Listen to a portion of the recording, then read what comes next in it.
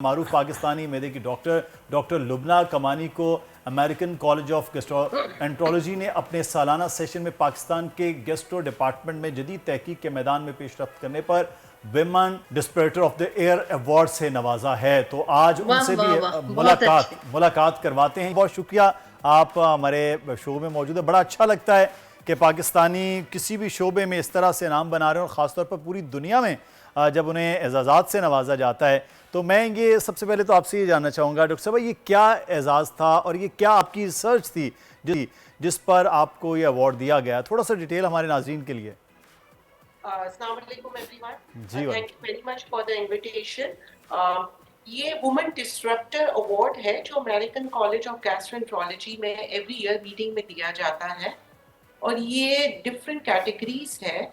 Basically इसमें 5 लोग nominate हुए थे पूरी दुनिया से। अच्छा। और इसमें ऑनलाइन वोटिंग हुई थी जिसमें मेरे वोट सबसे ज्यादा थे, क्योंकि मैंने women in medicine and women in gastroenterology के ऊपर रिसर्च भी की है, आर्टिकल्स भी लिखे हैं, CME कॉन्फ्रेंसेस भी की है। वुमेन इन गैस्ट्रोएंट्रोलॉजी एक ऐसा सब्जेक्ट है पूरी दुनिया में, गैस्ट्रोएंट्रोलॉजी में it's a male dominating field. 10% खवातीन है, 10 to 15%। अच्छा। और अगर आप बात करें कि 50% हमारे पास मेल पेशेंट्स है और 50% फीमेल है, लेकिन डॉक्टर सिर्फ 10% है, तो ये कितनी मुश्किल बात होगी। क्योंकि खवातीन जैसे हमारा कल्चर भी है, हमारा रिलीजन भी है कि वो एंडोस्कोपीज के लिए और अपनी बीमारियों के लिए ज्यादा कंफर्टेबल होती है, फीमेल्स को प्रेफर करती है फीमेल्स के पास जाना, स्पेशली जब उनके प्राइवेट पार्ट्स एक्सपोज हो या एंडोस्कोपी की बात हो। तो और उनका राइट भी है कि वो अपने लिए एक डॉक्टर जिनसे वो ज्यादा कंफर्टेबल है वो सेलेक्ट कर सके। प्रॉब्लम ये है खवातीन क्यों नहीं आती गैस्ट्रोएंट्रोलॉजी में, क्योंकि ट्रेनिंग बहुत टफ है इसकी। अच्छा। पहले हमें मेडिसिन करना होता है और फिर हमें गैस्ट्रोएंट्रोलॉजी करना होता है, तो ट्रेनिंग बहुत लंबी है।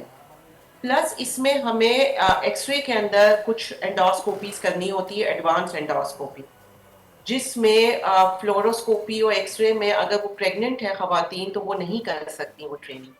सही। और आप जैसे हमारी जो ट्रेनिंग का एज होती है और हमारी जो प्रेगनेंसी या जो बायोलॉजिकल एज होती है वो भी साथ को इंसाइड करती है, तो ये दुनिया के लिए प्रॉब्लम है। इसमें क्या किया जा सकता है, जो हमने बात की है कि फ्लेक्सिबल ट्रेनिंग प्रोग्राम्स होने चाहिए फीमेल्स के लिए। सही। फीमेल्स के लिए डे केयर की सहूलतें होनी चाहिए, सेपरेट प्रोग्राम्स होना चाहिए जिसमें ट्रेनिंग भी कॉम्प्रोमाइज ना हो, उनकी ट्रेनिंग भी हो, लेकिन उनको थोड़ा सा फ्लेक्सिबल आवर्स के हिसाब से उनको ट्रेन किया जाए। क्योंकि एडवांस एंडोस्कोपी में अभी भी वुमेन बहुत कम है, पाकिस्तान में नहीं बल्कि पूरी दुनिया में। और जैसे आज वर्किंग वुमेन का डे है, तो आप पाकिस्तान ग्लोबल जेंडर इंडेक्स की अगर बात किया जाए तो पाकिस्तान बहुत अच्छा नहीं है, उसकी जो रेटिंग है हम बॉटम 3 पे आते हैं ग्लोबल जेंडर इंडेक्स में। एग्जैक्टली।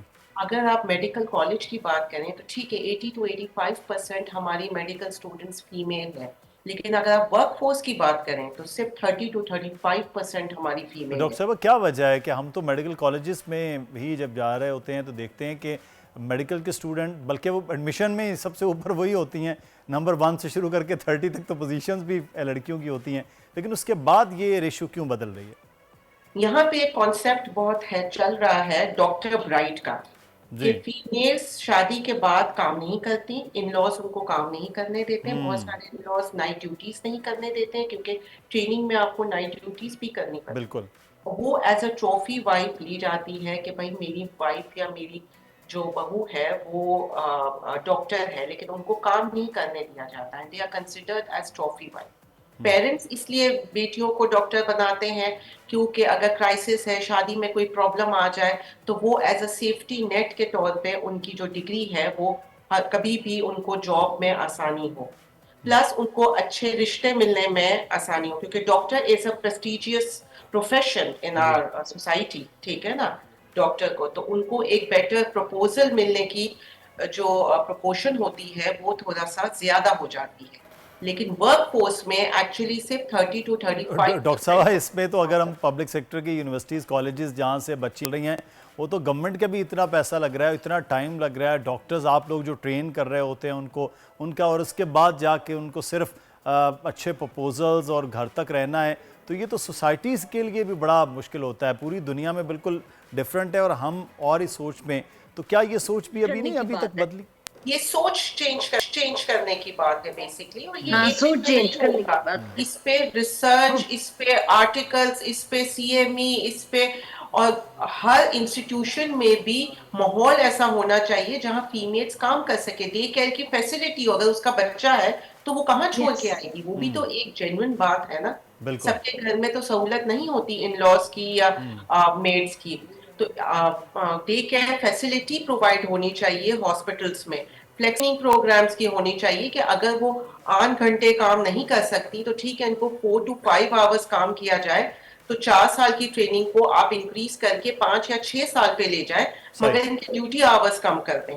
तो ये सारी चीजें, प्लस आप जब लीडरशिप की बात करते हैं, ये तो मैंने कहा है 30 to 35% आपकी वर्क फोर्स है। जी। लेकिन जब आप वुमेन इन लीडरशिप की बात करते हैं तो लेस देन 10% है। एग्जैक्टली।